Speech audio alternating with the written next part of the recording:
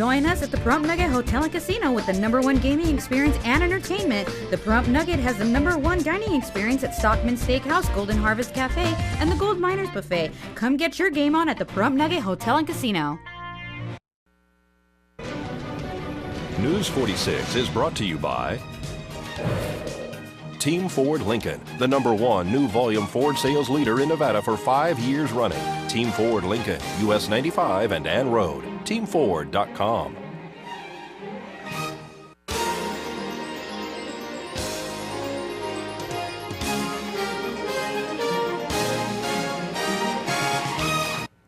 Welcome back to News 46. The National Geographic Channel will be airing a new show called Curveball. The crew was at Nevada Public Auction on Margaret Street filming this past week. We spoke to the owner of the auction house, Guy Sensky, about his vision for Pahrump and the film industry. What we're trying to do is, Nye County being the largest county or third largest county in the United States, there's a lot of good filming opportunities here. So what we're trying to do, Skip Burrows, a very famous special effects guy, lives here in Pahrump now, or he works here in Pahrump. So we're trying to invite as many of these movie companies as we can out here to enjoy some of the benefits that we have, the open space, the air, and the snap. One of the things that's key, especially to a film crew, is the weather, because it's pretty predictable, and also the fact that you can kind of change your location scenery as you see fit. You bet. We have everything going for us. We've had, I think, 3 or 4 crews out here now doing different special effects filming. Every single one are ecstatic. And the hope is through economic development, we can bring these people in here. It's one more source of income for the town of Pahrump and the county of Nye. What's impressive is compared to how they get treated in other counties and in municipalities, it's really flawless here. They've got nothing but great support. The Chamber of Commerce. That's one of the things that they talk about, is that it was so easy to come here, get their job done. Here they're spending money in our town, lodging in our town, food in our town, and also they don't have to go through the red tape here to film something that would normally take maybe a few weeks. They've come out here and in one day done all the shots. You bet. That's a good example of the town, the county, all the agencies. Everybody chips in just to make this thing happen. They just love coming out to Pahrump. Out of all the crews that have come out here, I've not heard one bad thing. Yeah. You bet. So you're hoping that this may continue, that somehow or another we'll start promoting the town as a location where they can film. You bet. We've already, I think we've got about 4 or 5 more coming in.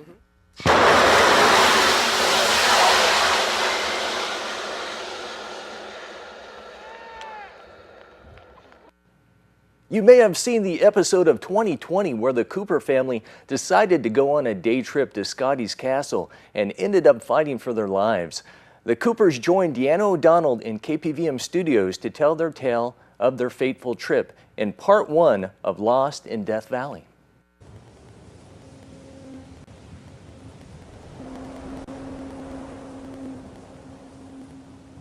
Many of us here who live in Pahrump have taken day trips to Death Valley. However, 3 women went to Death Valley and happened to find themselves lost. We're going to speak to Donna, Jenny, and Donna's husband, Roger. It was myself, Jenny, and my daughter, Gina. What happened? Let's go back to that day. We went for an afternoon trip to Scotty's Castle. And on the way home from Scotty's Castle, we saw a sign for the racetrack. And I've always wanted to see the racetrack. Very interesting. So there was a clearly marked sign and a clearly marked road, so we decided to check it out. Is that the Devil's Racetrack? What are you talking about? Yes, that's the one. Yes. So we went down that road about 10 miles, and we didn't see anything. Or at least we thought we were on that road.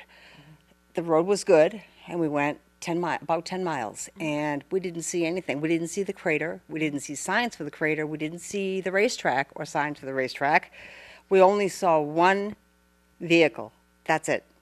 So after 10 miles, I said, this is not right. So we turned around, and we turned around at Tea Kettle Junction.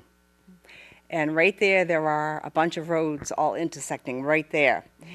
We get out of the car, and I took pictures. And somehow when we got back in the car to leave, I got mixed up on the road or something, but we ended up on the wrong road. So we drove 10 miles.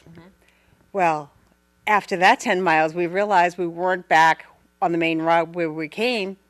So I turned on the GPS at that time.